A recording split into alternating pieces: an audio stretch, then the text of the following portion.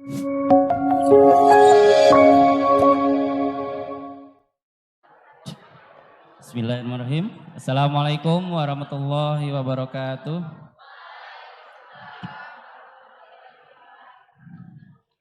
Alhamdulillahirrabbilalamin. Wabihi nasta'in wala umuri dunya waddin. Wassalatu wassalamu ala asrafil anbiya'i wal mursalin. Wa ala alihi washabihi ajma'in amma ba'd. Alhamdulillah teman-teman semua, mahasiswa Unisa tahun 2025 ya, 2026 yang kami banggakan. Alhamdulillah kita sudah maju ke materi ketiga pada BA kali ini. Semoga selalu diberikan kekuatan, diberikan keridhaan oleh Allah Subhanahu wa taala. Salawat salam sama-sama kita curahkan kepada junjungan kita semua Nabi Muhammad sallallahu alaihi wasallam. Alhamdulillah pada kesempatan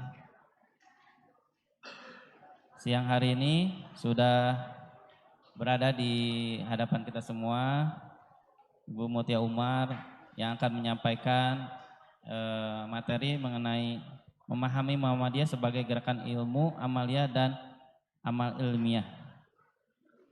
Bagaimana nanti di dalam materi ini silahkan disimak dengan sebaik-baiknya. Juga nanti di akhir silahkan ditulis apa yang saudara pahami ya. Karena nanti juga materi ini berkaitan dengan pretest yang tadi sudah dikerjakan di awal, insya Allah. Nanti yang tadi masih salah dalam menjawab mungkin bisa diperbaiki nanti ketika post test ya, dan mendapatkan nilai sebaik-baiknya. Yang utamanya adalah bukan hanya nilai tapi nanti bagaimana cara pengaplikasian ketika teman-teman semua sudah selesai dalam kegiatan BA-nya. Baik, mungkin tanpa panjang lebar lagi saya akan serahkan kesempatan siang hari ini kepada Ibu pemateri. Emang enggak Ibu? Baik, terima kasih Pak Catur. Izin saya berdiri ya. Baik, terima kasih. Bismillahirrahmanirrahim. Assalamualaikum warahmatullahi wabarakatuh.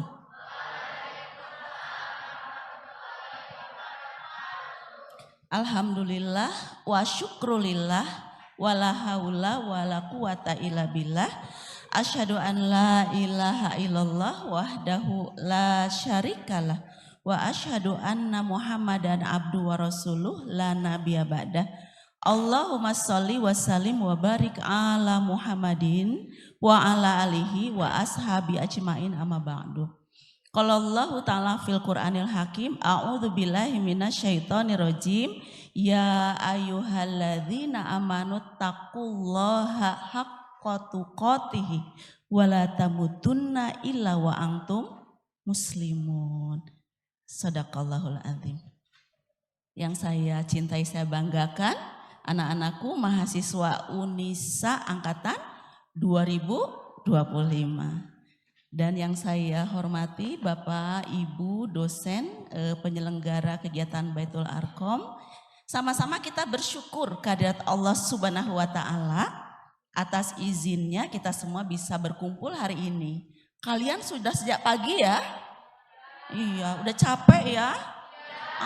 Pasti saya merasakan itu. Tapi mudah-mudahan dengan saya sebentar saja ya, karena itu tolong fokus ya, sebentar. Begitu azan asar berkumandang selesai. Oke.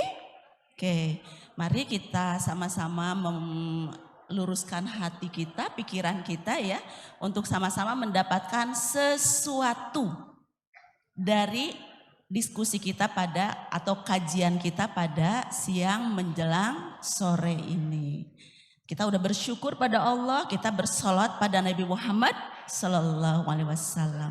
Beliau adalah idola kita, beliau adalah Nabi yang telah mengantarkan kita semua dari keadaan gelap gulita pada cahaya yang terang benderang, yaitu cahaya Islam. Ya, mudah-mudahan kita semua akan menjadi pelanjut syariatnya, menegakkan syariatnya hingga akhir zaman. Seperti tadi saya bacakan di surat Al-Quran tadi ya, surat Ali Imran, itu kita berdoa sama Allah, matikan saya dalam keadaan beragama Islam. Ya, ingin gak mati kita dalam keadaan Islam? Jangan sampai kita mati nanti dalam keadaan gak Islam. Na'udzubillah ya, kita berlindung pada Allah. Karena itu kita bersama-sama akan terus belajar ya, menjadi muslim yang lebih baik dari hari ke hari, dari waktu ke waktu ya. I am Muslim and I am proud gitu ya. Saya tuh Muslim dan saya bangga dan saya mau mati dalam keadaan Muslim. Insya Allah. Mari kita usahakan itu semua. Baik teman-teman, dilihat di sini ya. Yuk kita memahami Muhammadiyah. Tahu Muhammadiyah? Tahu ya. Muhammadiyah itu adalah persyarikatan organisasi dakwah Islam. Kalau Aisyah apa?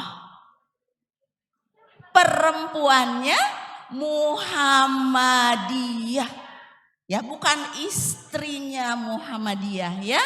Jadi kalau yang laki-laki yang mau berkhidmat di organisasi ini, dia berorganisasinya di Muhammadiyah. Yang perempuan dewasanya itu berkhidmatnya di Aisyah. Sama enggak Aisyah dan Muhammadiyah? Sama. Ya, hanya beda perempuan tuh ngumpulnya di Aisyah. Sama beramalnya, sama belajarnya, sama beribadahnya, sama segala-galanya ya, hanya diberi ruangan yang sama-sama setara. Itu diskriminasi bukan? Bukan ya, tapi memberi ruang yang luas untuk laki-laki maupun perempuan dalam berdakwah ya. Baik. Teman-teman, judulnya ini adalah bagaimana memahami Muhammadiyah itu adalah gerakan ilmu dan gerakan amal. Tapi di sini ada kata-kata ilmu amaliyah, amal ilmiah. Harus diingat ya. Itu aja deh nanti kuncinya ya. Ilmu alami, ilmu amaliyah. Maknanya apa? Ilmu itu harus diamalkan. Amal ilmiah. Amal itu harus berbasis ilmu. Kalau punya ilmu wajib diamalkan. Kalau mau beramal harus punya ilmunya. Jadi wajib tuh perintah dari Allah, berilmu kamu amalkan. Kalau kamu mau beramal jangan lupakan ilmunya. Maka sehari belasan kali kita berdoa sama Allah, berlindung untuk tidak menjadi orang yang sebaliknya. Apa sebaliknya itu berarti? Kalau berilmu tapi enggak diamalkan. Kalau beramal tapi enggak pakai ilmu. Kapan Bu kita baca itu? Setiap sholat. Surat Al-Fatihah ayat ke-7. Apa tuh? Ghairil maghdubi alaihim waladhdallin. Kita tuh sebelumnya gini minta sama Allah, ya Allah, an'amta alaihim, berikan kami kenikmatan. An'amta alaihim, ya, beri kenikmatan yang mana? Kenikmatan yang telah diberikan pada nabi-nabi, pada orang-orang sidik, pada para orang solih terdahulu. Nah, kalau ghairil maghdub, jangan jadikan kami sebagai orang-orang maghdub. Apa itu orang maghdub? Dalam tafsir Ibnu Katsir atau tafsir satu lagi, oke lah Ibnu Katsir aja dulu ya. Maghdub itu adalah orang yang, terjemahnya apa? Maghdub. Jangan jadikan kami orang yang maghdub, orang yang dimurkai ya. Jangan pula jadikan kami orang yang sesat. Nah, ternyata siapa maghdub? Maghdub adalah orang-orang yang punya ilmu tapi tidak mengamalkan ilmunya. Dzalin, siapa dzalin? Dzalin adalah orang-orang yang senang beramal tapi mereka beramalnya nggak pakai ilmu. Jadi sesat. Bisa difahami? Jadi kalau punya ilmu harus diamalkan. Kalau beramal harus didasarkan pada ilmunya. Nggak boleh ngikutin aja. Jadi follower aja. Nggak boleh ya, tapi harus tahu kenapa kita melakukan ini dan itu. Oke? Jadi surat apa tadi doa kita minta sama Allah supaya kita tidak jadi orang yang Al-Fatihah. Ayat 7 ya, jangan jadikan aku ya Allah hambamu yang engkau murkai. Kenapa? Dalam Ibnu Katsir tafsir disebutkan karena kamu punya ilmu tapi kamu tidak mengamalkan ilmu. Jangan jadikan hamba sebagai orang yang zalim. Kenapa? Karena hamba beramal tapi hamba teh nggak pakai ilmu amalnya. Nggak boleh ya. Baik, kita lihat Muhammadiyah itu adalah organisasi yang beroperasi dalam 5 pilar. Gerakan Islam, gerakan dakwah, gerakan tajdid, gerakan ilmu, dan gerakan amal. Ya. Makanya Muhammadiyah punya banyak sekolah termasuk Universitas Aisyah ya. Universitas Aisyah ini adalah Universitas Muhammadiyah sama ya. Oke, kemudian nah ingat pendiri Muhammadiyah itu siapa? Kiai Haji Ahmad Dahlan. Nah lihat beliau hidup 100 tahun lebih yang lalu, 130 tahun yang lalu lah ya.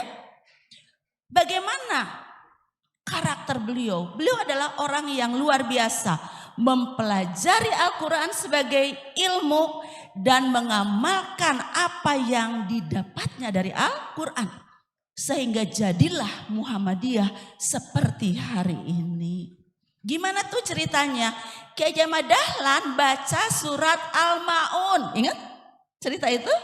Pernah dapat cerita itu? Mengajarkan para muridnya, para santrinya surat Al-Ma'un. Kemudian gimana? Diulang. Sudah mengerti? Sudah Pak Kiai, udah bosan, udah hafal. Kata santrinya. Gimana sih Al-Ma'un teh? Ara'aital ladzi yukadzibu biddin. Fadzalika ladzi yad'ul yatim. Wala yahudzu ala ta'amil miskin. Fawailul lil musallin alladzina hum an salatihim sahun alladzina hum yuraun wa yamnauna maun. Itu santrinya udah bosen diulang berbulan-bulan. Terus gimana kata Kiai Ahmad Dahlan? Kalau udah hafal terus gimana? Ya terus gimana Kiai? Amalkan.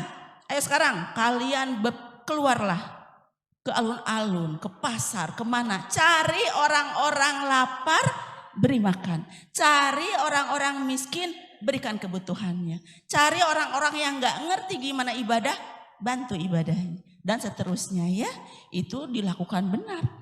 Sampai hari ini dengan cara awal yang begitu sederhana, ribuan panti layanan sosial, ribuan rumah sakit, puluhan ribu sekolah-sekolah termasuk pesantren milik Muhammadiyah hadir di seluruh Indonesia. Itu adalah cara Kiai Haji Ahmad Dahlan mengajarkan pada kita semua bagaimana kalau punya ilmu itu harus diamalkan. Dan semua amalan yang kita lakukan harus berdasar ilmu. Saya mau nanya, kalian sholatnya udah dijaga kan? Terjaga sholatnya? Wajib ya? Sehari berapa kali? 5 kali. Yang perempuan hati-hati pada saat libur, diberi libur sholat, segera selesaikan ya bila sudah habis masa liburnya. Nggak boleh ditunda-tunda, ada belum selesai, ada belum mandi wajib, jadi nggak sholat, nggak boleh, dosa ya. Yang laki-laki gak ada cerita kalian boleh meninggalkan sholat apapun keadaannya. Yang laki-laki harus sholat. Bagaimana cara sholatnya? Nah itu, sholat itu masuk amalan ya, amal ibadah kita. Sudahkah sholat kita sesuai dengan ilmu sholat yang sudah diajarkan Rasulullah? Harus diperiksa. Jangan, udahlah Bu, pokoknya mah bisa aja sholat, nggak pernah ketinggalan sholat, bisa lah pokoknya. Siapa yang ngajarin? Dulu guru TK aku. Ngeliatin aja tetangga atau ngeliatin imam di masjid, nggak cukup begitu. Sholatnya harus diyakini ini sudah benar seperti yang dituntunkan oleh Rasulullah. Ada di mana? Ayo, kalau kalian mau sholat kalian benar-benar seperti ilmu yang diajarkan Rasulullah. Ada di mana bukunya? Bukunya apa namanya? Ada bukunya loh. Himpunan Putusan Tarjih HPT. Ada di perpustakaan Unisa. Mulai hari ini. Mulai besok tidak boleh lagi kalian sholat tanpa tahu bahwa mulai Allahu Akbar sampai Assalamualaikum. Tidak boleh lagi sekarang sekedar katanya. Karena ngeliat orang tua, karena kata ibu bapak guru saya dulu. Sekarang harus saya yakin karena saya sudah baca di himpunan kitab Himpunan Putusan Tarjih Muhammadiyah. Oh begitu toh harus Allahu Akbar sampai nanti Assalamualaikum, semuanya dituntunkan, ada ilmunya. Setuju? Untuk kalian mulai baca?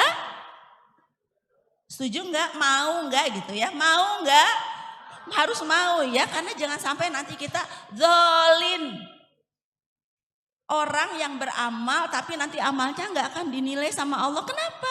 Kan sholat Bu. Sholat juga kalau enggak bener mah nilainya gimana? Makanya ayo bismillah ya. Enggak susah, sangat mudah insya Allah. Kayak gitu ya. Jadi bagaimana setelah baca Quran kita dapat ilmu. Setelah kalian baca buku referensi apapun, ilmu yang kalian pelajari, kalian dapat ilmu. Setelah itu bagaimana? Amalkan.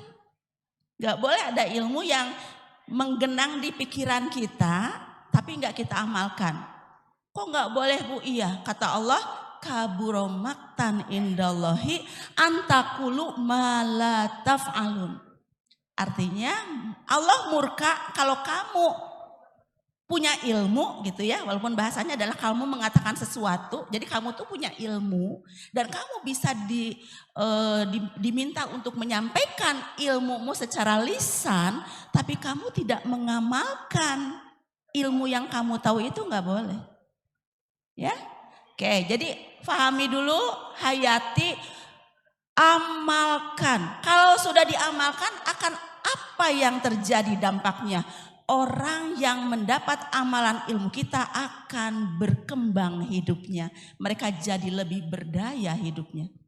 Bayangkan oleh kalian kalau kita mampu memberdayakan orang lain. Itu teh keren gak sih? Keren banget bisa membuat orang lain berdaya karena telah diberitahu oleh kita untuk melakukan sesuatu yang itu bermanfaat untuk mereka. Ya. Oke, kemudian kalau sudah memberdayakan bagaimana? Di Muhammadiyah nggak cukup berdaya sendiri-sendiri. Berdaya itu harus berjamaah, harus bersama-sama. Maka dibikin organisasi Muhammadiyah. Kenapa? Supaya kita jadi baik ini bareng-bareng. Jangan sendiri-sendiri. Kenapa jangan sendiri-sendiri? Ya memang Allah menghendaki kita bersama-sama. Untuk masuk surga Allah itu bersama-sama ya, jangan saya mau sendiri aja, nggak laku tuh. Makanya salah satu ya ini menjadi sangat relevan di era sekarang ini.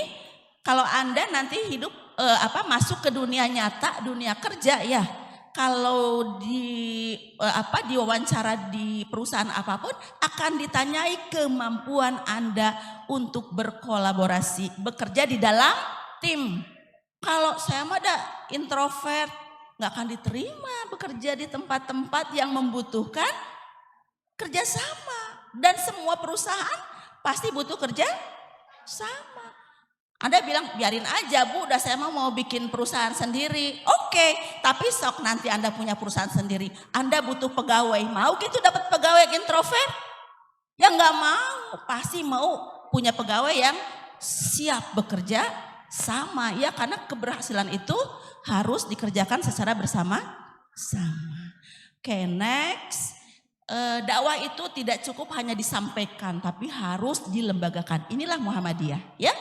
Mengajak orang berbuat baik itu enggak cukup dikata-katakan saja, tapi perlu dilembagakan.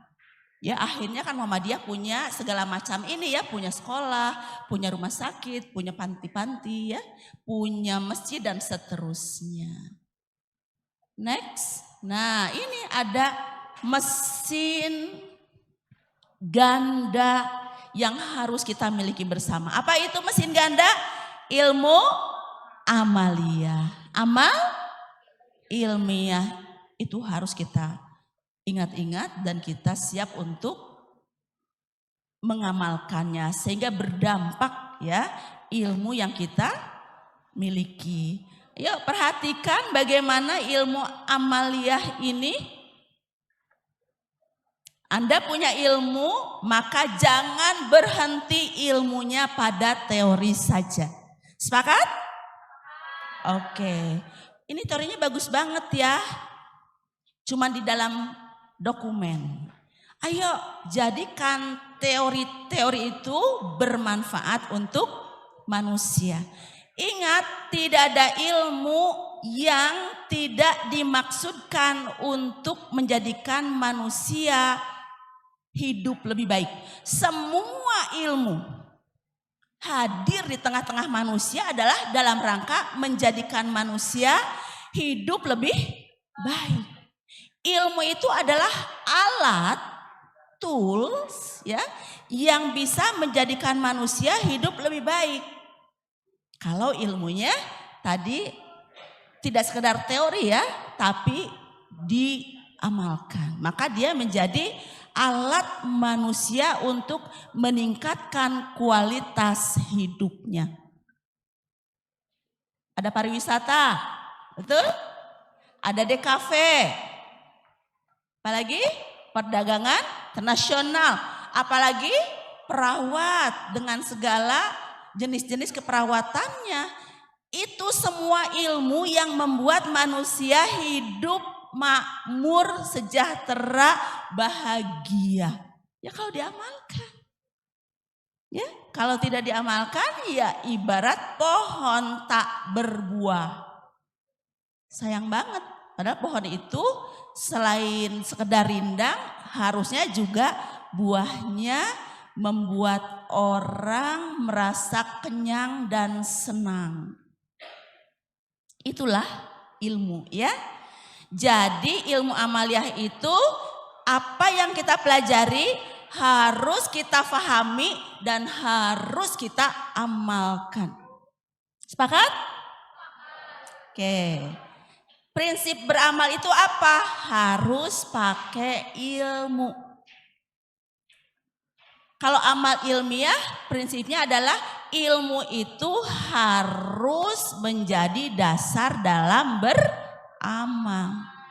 Jadi amalan yang besar yang berdampak itu butuh ilmu yang kuat.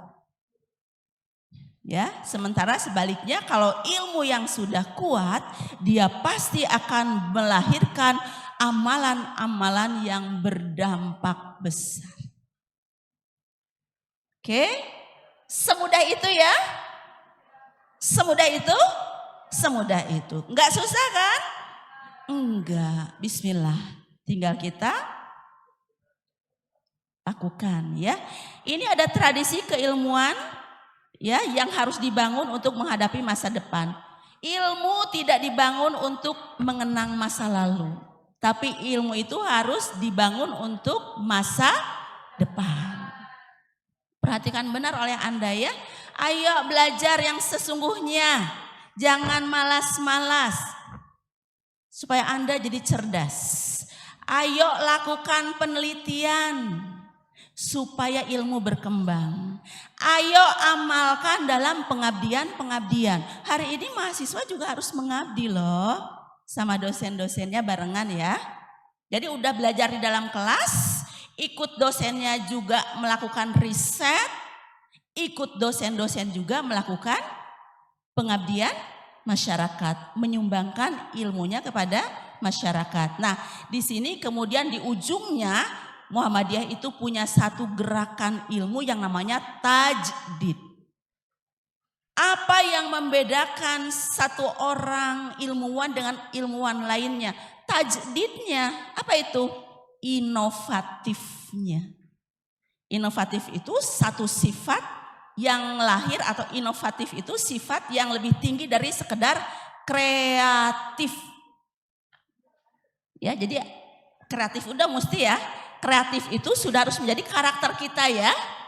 Gimana sih orang kreatif itu? Coba ada yang bisa membantu saya. Orang kreatif itu gimana sih? Imajinasinya bagus, luas, berkembang. Memandang sesuatu enggak seperti itu. Ada banyak lagi dari yang dipandangnya itu. Karena imajinasinya luas ya. Akibatnya adalah dia bisa menghasilkan banyak hal dari ilmu yang orang lain juga mungkin tahu. Jadi butuh tajdid, bahasa yang Anda kenal itu adalah inovasi ya atau kreativitas tinggi. Gitu ya. Jadi kalau sekarang Muhammadiyah itu menahbiskan dirinya adalah sebagai organisasi berkemajuan.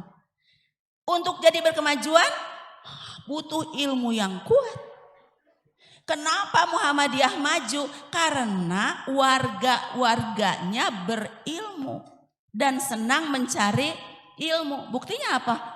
Universitasnya jauh lebih banyak daripada universitas yang dimiliki oleh negara loh. 170. Muhammadiyah itu punya dengan Aisyah itu punya 170 universitas se-Indonesia.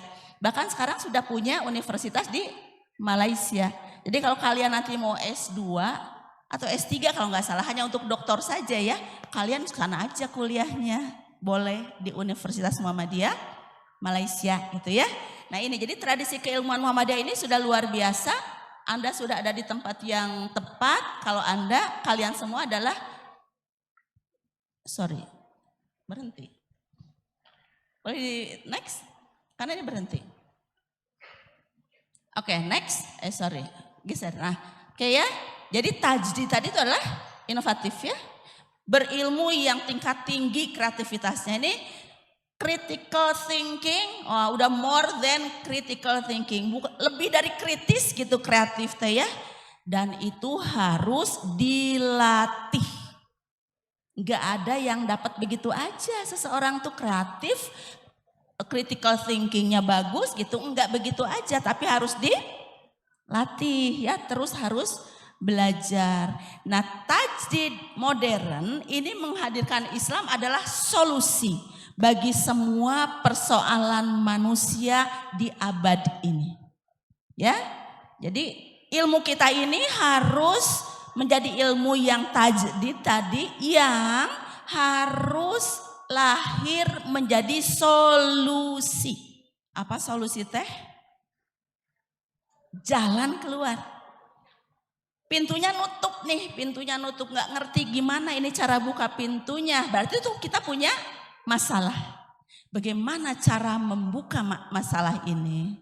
Kita harus berpikir keras dengan ilmu sehingga kemudian ya ilmu itu menjadi pembuka ya, penyelesai dari masalah-masalah yang terjadi. Apa yang diperlukan? Nah, teman-teman, hal Islam berkemajuan itu kita meyakini benar bahwa nilai-nilai Islam itu seluruhnya relevan dengan perkembangan zaman. Boleh nanti kalian pikirkan nilai Islam apa ya yang gak sesuai untuk kehidupan hari ini, gak akan menemukan.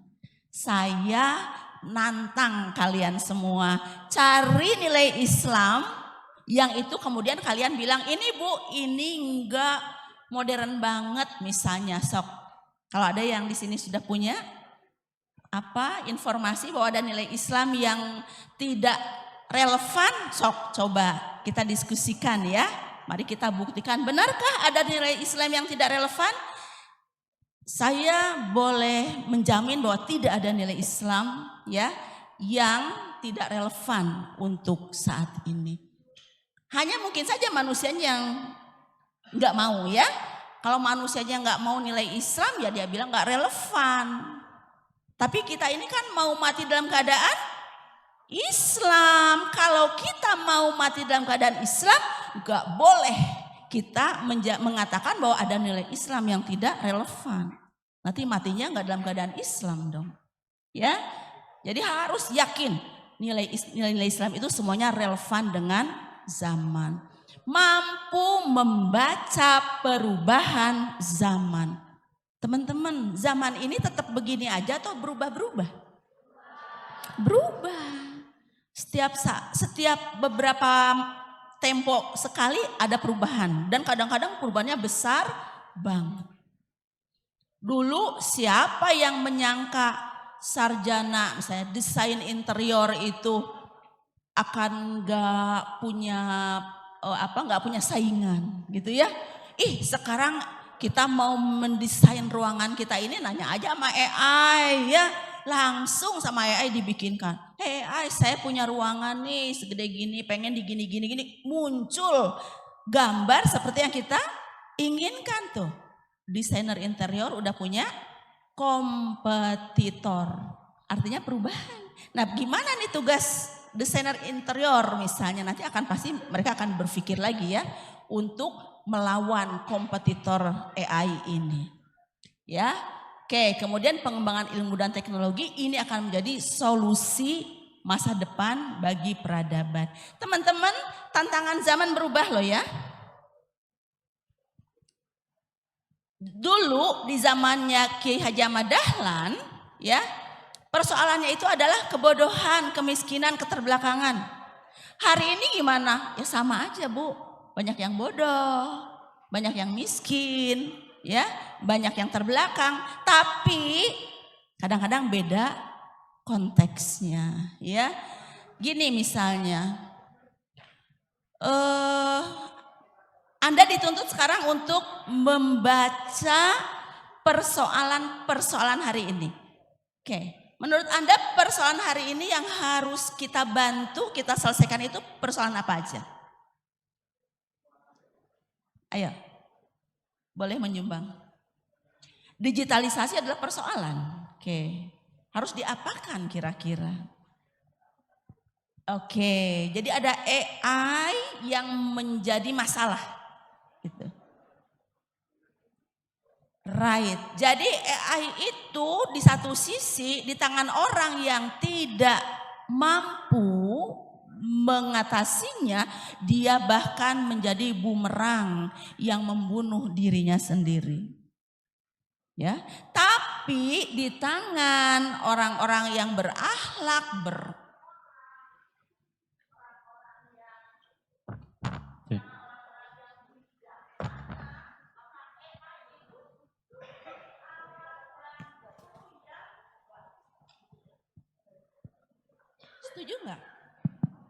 Setuju nggak? Ya, nah berarti gimana? Berarti kita mahasiswa ini harus terus memantapkan dirinya ya untuk bisa menghadapi persoalan-persoalan di hari ini. Ada krisis akhlak yang menurut saya juga harus sangat menjadi perhatian kita semua.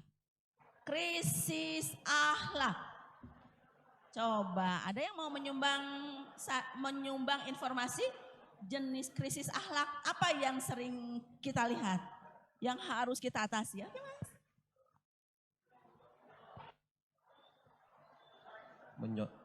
Mencontek tugas Ibu. lewat AI. Ya, banyak salin gitu Ibu. Radiasi, krisis akhlak ini. Di kalangan pembelajar menitipkan atau menyandarkan otak kita pada AI itu adalah sebuah kerusakan akhlak. Ya, kenapa? Ya karena otak kita ini harusnya bekerja. AI itu bagaimana tuh posisi AI? Dia asisten, dia tuh membantu kita, bukan menggantikan otak kita. Gak boleh, nanti lahirnya apa? Plagiasi ya di kalangan pelajar, plagiasi di kalangan pembelajar. Plagiasi adalah kerusakan akhlak ya, jadi akhlaknya nggak betul. Jadi ini hati-hati benar nih mahasiswa Muhammadiyah, mahasiswa Aisyah ini ya.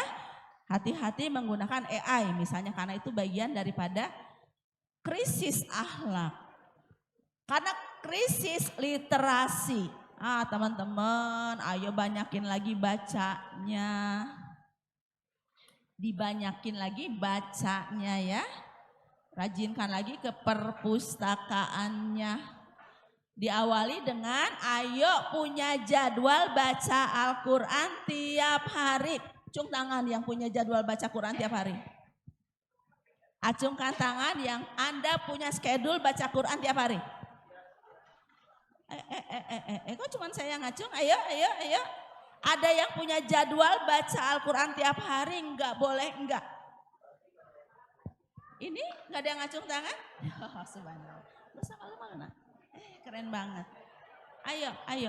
Nanda, anakku semua, dasar dari semua ilmu itu ada dalam Al-Quran. Kita baca berapa banyak pun textbook, tapi nggak baca Al-Quran dengan konsisten, rugi. Ayo, bismillah ya. Bismillah, mau nggak membikin schedule time rutin kita setiap hari ada baca Quran walau beberapa ayat saja. Siap? Bismillah ya. Ayo mulai sekarang. Jangan menunggu nanti. Bagaimana mau menjadi seorang muslim yang kuat ilmunya tapi nggak punya jadwal baca Al-Quran? Nggak mungkin, harus ya. Dan karena kita ini bukan pengguna bahasa Arab yang aktif, maka untuk memahaminya dibaca apanya?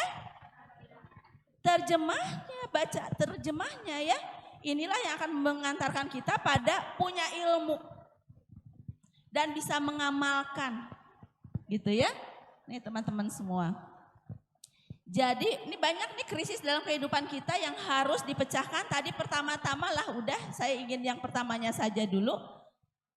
Krisis akhlak di antara kita semua yang harus kita perbaiki. Bukan kalian saja, kami para dosen pun harus terus memperbaiki akhlak kami. Karena tentu kami tidak bisa meminta kalian akhlaknya lebih baik kalau kami akhlaknya juga tidak lebih baik. Jadi Bapak Ibu dosen juga sama. Tugasnya memperbaiki akhlak. Bagaimana akhlak seorang pembelajar ya. Dosa pertamanya apa? Plagiasi. Itu dosa pertama. Enggak boleh terjadi ya. Kenapa jadi koruptor? Para pejabat kita yang hebat-hebat itu kenapa jadi koruptor? Karena waktu kuliahnya, waktu sekolahnya mereka suka nyontek. Jadi koruptor. Gitu ya, itu akhlak yang harus diselamatkan oleh kita semua. Teman-teman, banyak sekali ya permasalahan-permasalahan kita. Dan pertanyaannya adalah, untuk semua permasalahan yang hari ini kita hadapi, apa sumbangsih ilmu yang kita miliki untuk menyelesaikan masalah itu? Oke, dari semua prodi nih, saya minta satu-satu. Prodi pertama, sebelah sini apa? Mewakili salah satu prodi, kira-kira ilmu kalian, sumbangsihnya bagi perbaikan persoalan itu apa? Sok, sebut.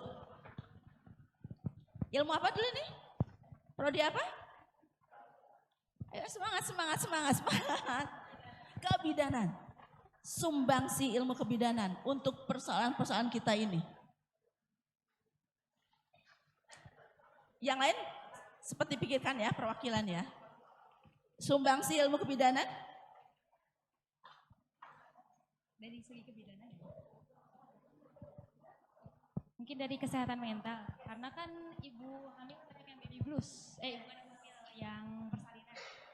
Menipis. Nah, jadi kita kan di situ ngedukasi juga terkait mental dia gitu. Kan ibu hamil terus keluarganya. Gitu. Iya, terima kasih ya, boleh tepuk tangan ya. Berangkat dari ibu-ibu yang mentalnya sehat, sangat bisa diharapkan putra-putrinya juga mentalnya sehat ya. Jadi ada fenomena di kalangan kebidanan, perempuan-perempuan yang sama Allah lagi diuji dengan melahirkan, itu ada fenomena namanya baby blues ya.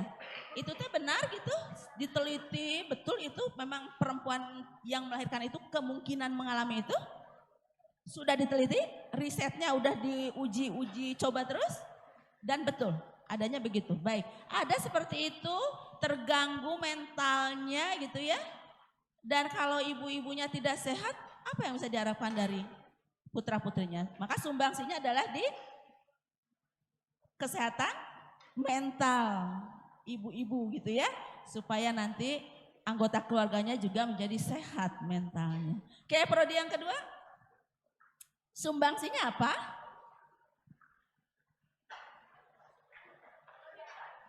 Saya dari prodi pariwisata Ibu. Kalau sumbangsinya itu Ibu terkait dengan pengentasan kemiskinan ya, sesuai dengan surat Al-Maun yang dimana destinasi wisata itu bisa memperbaiki ekonomi di daerah tersebut dan tentunya bisa menghidupi rakyat-rakyat ataupun masyarakat yang ada di daerah situ juga. Nah selain itu ada juga sumbangsi terhadap lingkungan yang dimana pariwisata itu harus berkelanjutan, yang dimana berkelanjutan itu bisa menjaga lingkungan dan bisa memberikan ekonomi bagi masyarakat.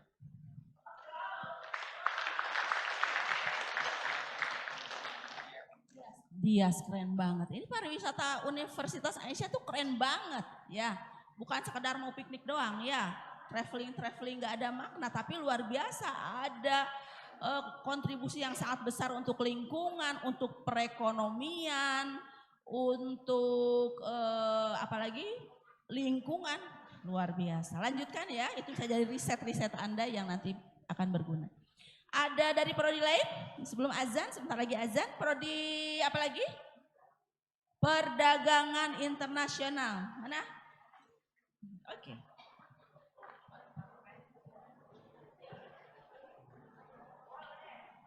Perkenalkan, nama saya Muhammad Agisnal Givari Sudajat. Saya dari program studi perdagangan internasional ini. Untuk mungkin dari perdagangan internasional sendiri kan masuknya ke lingkup bisnis atau ekonomi, Ibu. Mungkin kita punya sumbangsi kepada masyarakat atau negara itu mulai dari mikro sampai makro. Misalkan mikroekonominya kita ngebantu UMKM, misalkan ke digitalisasi, pembuatan QRIS, ataupun aplikasi. Sampai ke makroekonomi itu lingkupnya yang lebih luas, dimana lingkupnya udah negara, pemerintahan gitu. Dimana kami membantu negara dalam meningkatkan ekonomi seperti menjaga harga saham, membuat kebijakan, mungkin di politik seperti itu sih. Kalau di makroekonomi Islam mengontrol ekonomi negara. Keren banget ya, ini perdagangan internasional. Jadi udah kebayang nih ilmu yang sedang kalian pelajari hari ini akan berkontribusi, akan memberi sumbangsi yang besar bagi kehidupan manusia, ya, bagi bangsa dan negara, bahkan dunia internasional misalnya ya, nanti pada waktunya. Ini luar biasa. Ada yang mau nambah? Prodi apa lagi? Ada yang mau nambah? Mau nambah? Harusnya mau dong. Temennya udah memberi rekomendasi. Oh, belum siap. Ada keperawatan? keperawatan, Anda keperawatan? Anda keperawatan bukan? Oke. Oh, diwakili. Oke, siap. Baik, di era digitalisasi sekarang, di zaman ini, apalagi maraknya media sosial, kadang banyak sekali hoaks terkait kesehatan di masyarakat. Nah, kita sebagai tenaga kesehatan, khususnya perawat, kita tuh bisa mengedukasi bagaimana kesehatan itu terjadi. Misal ada sebagian orang yang tidak mau divaksin karena adanya hoaks tentang penggunaan bahan babi sebagainya. Nah, kita sebagai tenaga kesehatan tuh harus memberikan edukasi bahwa tidak semua vaksin itu ada mengandung babi, dan walaupun itu ada mengandung babi itu baik untuk kesehatan dan kemaslahatan kita sendiri. Oke, luar biasa. Kalaupun ada sesuatu yang secara syariat dipertanyakan, maka teman-teman perawat dari Universitas Aisyah harus bisa menjelaskan bagaimana konsekuensinya ya. Oke, bagus banget. Masih ada yang mau menjelaskan kontribusi ilmu Anda untuk dunia kemanusiaan? Masih ada? Cukup? Cukup ya, tapi luar biasa. Ini boleh applause lagi buat Anda semua. Bahagia sekali ya, saya sebagai ketua BPH Unisa. Saya sebagai ketua BPH Unisa kok bahagia banget ya punya mahasiswa yang paham dengan ilmunya, mau diapakan, mau dibawa kemana ilmunya ini ya. Dengan demikian saya ini banget ya, bahagia dan mendoakan Anda lebih hebat lagi ya. Ini baru tahun pertama, masih berapa tahun lagi, mau berapa tahun kuliah? 3,5 tahun boleh? 3,5 tahun aja udah wisuda boleh? Mau? Mau bisa insya Allah ya. Maka jadilah nanti Anda sarjana yang benar-benar mampu menggunakan, mengkontribusikan ilmunya ya. Dan itu berguna untuk siapa? Untuk diri Anda, keluarga Anda, lingkungan Anda ya. Dan mudah-mudahan sampai bisa memberi dampak besar bagi bangsa dan negara. Oke, jadi teman-teman ini mungkin agak terakhir. Kita semua mau tidak mau ya bismillah ya udah ada di Muhammadiyah, di Aisyah, maka kita adalah kader. Ya, kader terdidiknya Muhammadiyah karena kita ada di universitasnya milik Muhammad Aisyah ya. Maka ayo bukan sekedar menjadi penghafal saja, tapi jadilah kita kader penggerak ya. Kalau yang kader pasif itu sekedar saja menghafal. Oh ya tahu saya itu, diamalkan enggak?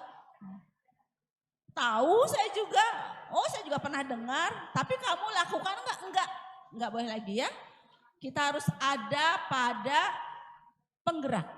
Kita adalah kader penggerak, pembelajar penggerak yang bisa menganalisis masalah-masalah, mencari jawaban atas permasalahan, dan tentu saja diharapkan, sangat diharapkan kita selalu bisa selalu bisa menyandingkan ilmu yang kita kaji itu dengan nilai-nilai Islam ya. Dan itu pasti bisa. Tidak mungkin tidak bisa, kecuali ilmu-ilmu kejahatan pasti nggak bisa karena nggak ada nilai Islam yang membolehkan kejahatan ya. Tapi selama itu ilmu itu baik untuk kemanusiaan, pasti nilai-nilai Islam dapat disandingkan. Cari solusi keilmuan ya, sehingga kemudian kita menjadi bangsa berkemajuan. Integrasikan kepedulian sosial kita dengan kepakaran keilmuan Anda. Integrasikan ya menjadi sesuatu yang terpadu antara ilmu Anda, keahlian Anda dengan kepedulian sosial Anda ya. Kemudian miliki etos. Apa yang bisa saya lakukan agar ilmu ini bermanfaat? Terus tuh etos itu. Ya, tekad dalam diri kita bahwa ilmu saya harus bermanfaat dan bagaimana atau apa yang bisa saya lakukan. Tentu nanti jawabannya adalah belajar lagi dan belajar lagi. Ini kayaknya the last ya. Universitas Asia Bandung, alma mater kita semua, ini adalah ruang terpadu yang bisa mengantarkan Anda sebagai seorang ilmuwan yang siap mengamalkan ilmu Anda. Setuju? Apa ininya istilahnya ilmu amaliyah, amal ilmiah ya. Ayo belajar, ayo meneliti. Itu adalah ruang produksi ilmu Anda. Ayo berorganisasi, ayo berkader, itu tempat melatih jiwa kepemimpinan Anda. Ayo mengabdikan ilmunya bagi masyarakat ya. Jadi jangan sekali-kali kalian punya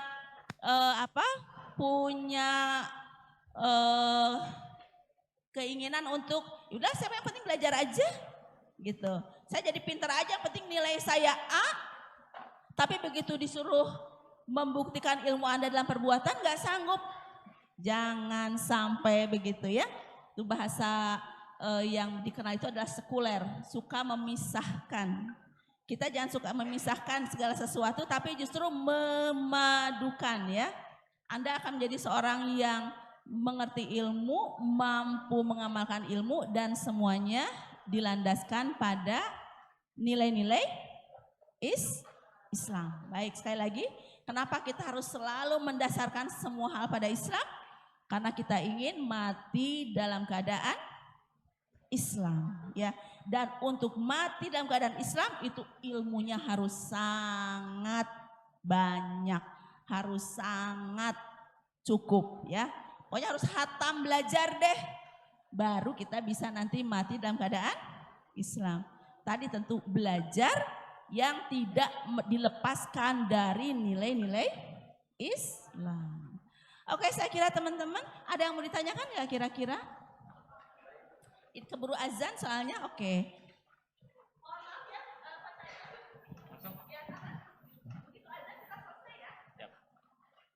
Baik Ibu, izin bertanya, nama saya Muhammad Asyad Hubandillah. Ibu. Pertanyaannya adalah, mengapa sampai saat ini dari 1400 tahun lebih Islam berdiri, masih banyak praktek-praktik yang sebenarnya itu tidak ada landasannya, tetapi dipercayai, bahkan lebih banyak peminatnya daripada amalan-amalan yang ada dasarnya. Itu saja Ibu.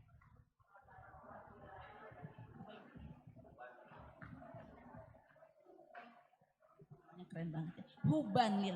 Ya Allah Muhammad. Harus ganti nanti. Huban. Masya Allah ya, pertanyaan yang berat banget ini. Bagaimana mungkin ini atau bagaimana sih 1400 tahun ya Islam sudah disosialisasikan, sudah didakwahkan. Tapi kok lebih banyak orang-orang yang beramal tanpa mendasarkan pada ilmunya. Mengamalkan agama enggak dengan ilmunya.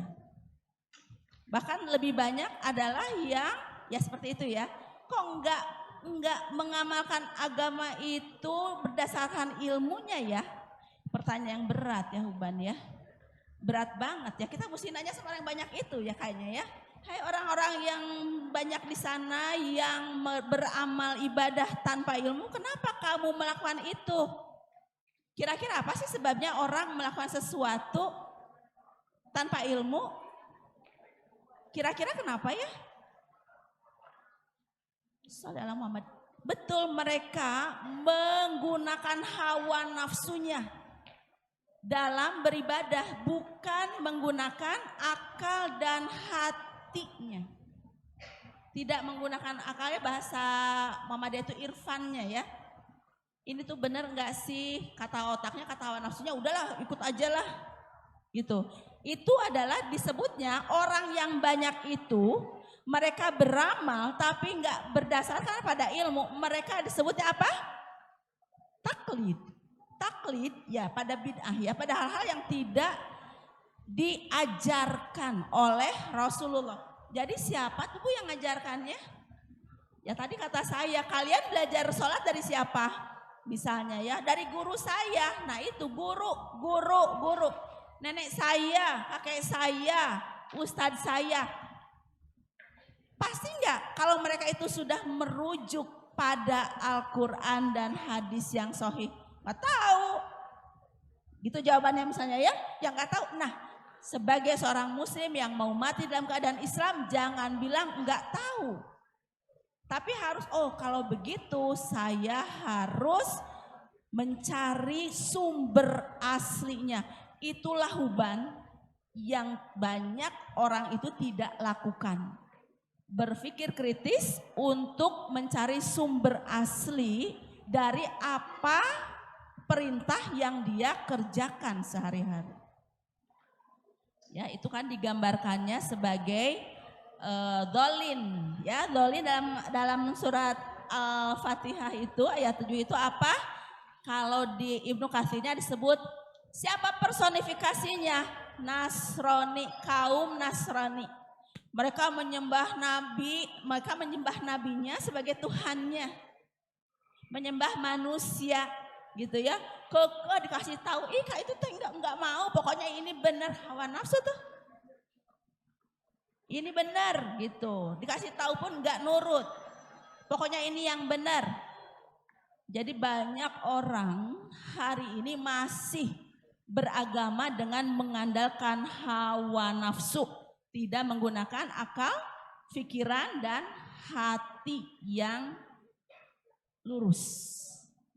Ya, itu Huban ya, dan itulah PR untuk kita semua kader Muhammadiyah, bagaimana mengajak mereka yang tadinya beramal dan berilmu dengan hawa nafsu itu menjadi beramal dengan ilmu yang benar, dengan ilmu yang diajarkan oleh Rasulullah, dilanjutkan oleh para sahabat, tabi'in dan para ulama-ulama berikutnya yang teguh memegang Al-Quran dan hadis sahih sebagai dasar hukum. Termasuk insya Allah di Muhammadiyah ya. Muhammadiyah ini adalah organisasi yang tidak boleh kita beribadah kecuali ada perintahnya dalam Al-Quran dan hadis yang sahih. Kalau tidak ada, tidak boleh gitu ya. Oh ternyata ada terakhir panggilan untuk menghidupkan nilai-nilai Muhammadiyah. Huban segitu bisa dimaklumi? Oke ya, yang lain nanti bisa sama-sama terus menggali. Jadi silakan nanti jawab pertanyaan-pertanyaan ini. Jangan hanya jadi orang yang tahu Muhammadiyah, tapi jadilah orang yang menghidupkan nilai-nilainya. Maksudnya adalah bahwa Muhammadiyah itu Islam ya. Muhammadiyah itu bukan agama, tapi Muhammadiyah itu adalah sekelompok orang yang ingin hidup dengan cara hidupnya Rasulullah Shallallahu Alaihi Wasallam. Sudah azan, saya mohon maaf bila ada yang kurang berkenan, karena setelah azan kita pasti harus segera sholat. Kita tutup dengan sama-sama mengucapkan hamdalah. Alhamdulillahirabbil alamin. Mohon maaf ya, nasrul minallah wa fatun qarib wa basyiril mu'minin. Assalamualaikum warahmatullahi wabarakatuh.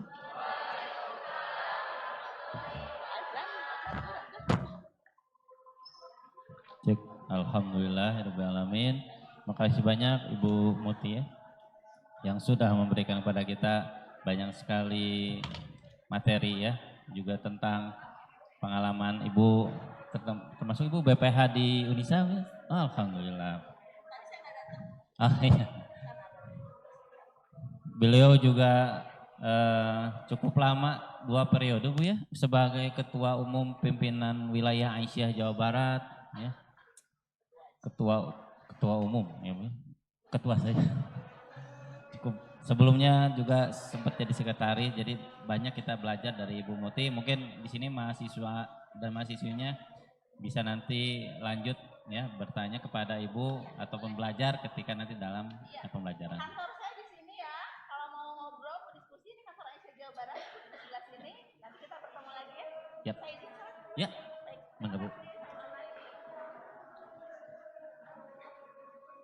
Silakan. Sekarang foto selfie-nya